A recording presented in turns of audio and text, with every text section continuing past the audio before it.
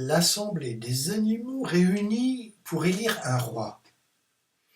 Le lion étant mort, tous les animaux accoururent dans son antre pour consoler la lionne, sa veuve, qui faisait retentir de ses cris les montagnes et les forêts. Après lui avoir fait leurs compliments, ils commencèrent l'élection d'un roi. La couronne du défunt était au milieu de l'assemblée. Le lionceau était trop jeune et trop faible pour obtenir la royauté sur tant de fiers animaux. « Laissez-moi croître, disait-il, je saurai bien régner et me faire craindre à mon tour. En attendant, je veux étudier l'histoire des belles actions de mon père pour égaler un jour sa gloire. » Pour moi, dit le léopard, je prétends être couronné, car je ressemble plus au lion que tous les autres prétendants. Et moi, dit l'ours, je soutiens qu'on m'avait fait une injustice quand on me préféra le lion. Je suis fort, courageux, carnassier tout autant que lui, et j'ai un avantage singulier qui est de grimper sur les arbres.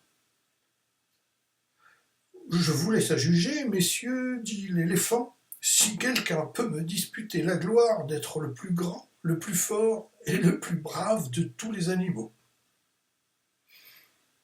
Je suis le plus noble et le plus beau, dit le cheval. Et moi le plus fin, dit le renard. Et moi le plus léger à la course, dit le cerf. Où trouverez-vous, dit le singe, un roi plus agréable et plus ingénieux que moi? Je divertirai chacun de mes sujets. Je ressemble même à l'homme qui est le véritable roi de la nature.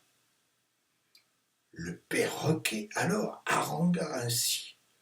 Puisque tu te vantes de ressembler à l'homme, je puis m'en vanter aussi. Tu ne lui ressembles que par ton laid visage et par quelques grimaces ridicules.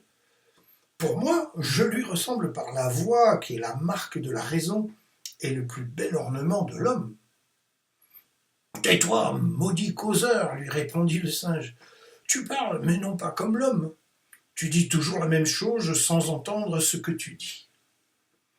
L'assemblée se moqua de ces deux mauvais copistes de l'homme, et on donna la couronne à l'éléphant parce qu'il a la force et la sagesse, sans avoir ni la cruauté des bêtes furieuses, ni la sotte vanité de tant d'autres qui veulent toujours paraître ce qu'elles ne sont pas.